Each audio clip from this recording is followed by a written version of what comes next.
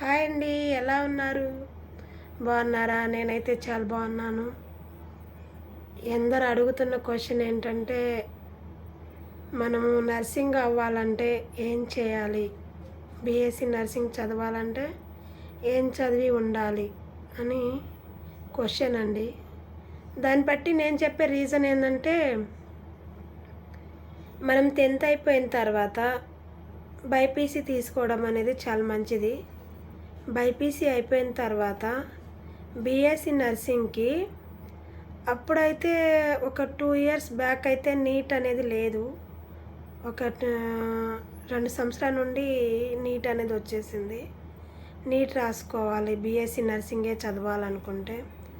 BSc నర్సింగ్లో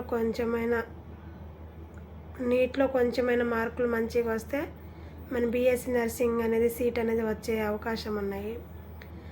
లేదండి, మాకు seat వచ్చేంత లేదు, మేము ప్రైవేట్ సెక్టార్లో చదువుకుంటామంటే ఓకే, చదువుకోవచ్చు.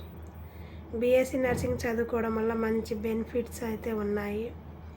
బీఎస్సీ నర్సింగ్ చదవడానికి మనము 10th ఇంటర్లో 50 నుండి 60% అయితే కలిగి ఉండాలి మనకి మార్కులు.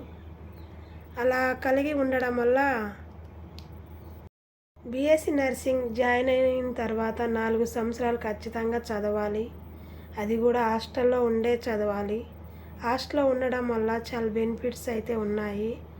అలానే ఆడపిల్లలకి బీఎస్సీ నర్సింగ్ అనేది చాలా మంచి రిజల్ట్ అయితే ఉంటుందండి. ఆడపిల్లలకి హాస్టల్లో ఉంచి చదివించడం వల్ల మంచి వాళ్ళు కూడా అభివృద్ధి అనేది ఉంటుంది. వాళ్ళు ఒక మార్నింగ్ నుండి ఈవినింగ్ వరకు స్టడీలో ఉండి ఒక 6 hours అనేది డ్యూటీకి వెళ్ళేది జరిగిద్ది హాస్పిటల్కి. బీఎస్సీ నర్సింగ్ చదువుతో పాటు ట్రైనింగ్ కూడా నేర్పిస్తారు. అలానే ఆడపిల్లలకి ఏ కోర్సుల కన్నా నర్సింగ్ కోర్స్ అనేది చాలా బెనిఫిట్ అండి. వాళ్ళు ఏం చదవాలనుకుంటున్నారో ముందుగా తెలుసుకోండి.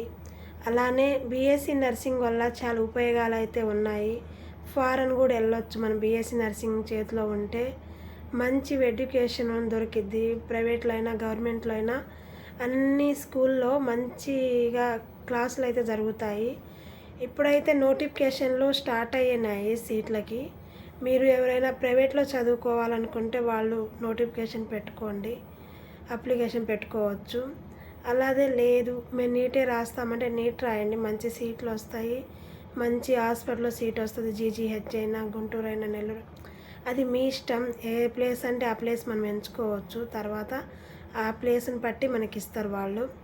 మీరు నీట్కి ఇంటర్ అయిపోయింది ఖాళీగా ఉండడం కంటే నీట్కి ప్రిపేర్ అవ్వడం చాలా మంచిది.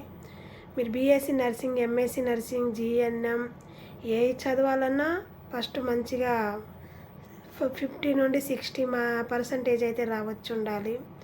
లేదు మేము నీట్ రాసే అంత స్తోమత లేదు, మాకు అంత నాలెడ్జ్ లేదనుకుంటే మీరు 10thలో అయినా ఇంటర్లో అయినా 60% ఉంటే మీరు ప్రైవేట్ సెక్టార్లో అయితే ఎలిజిబుల్ అవుతారు.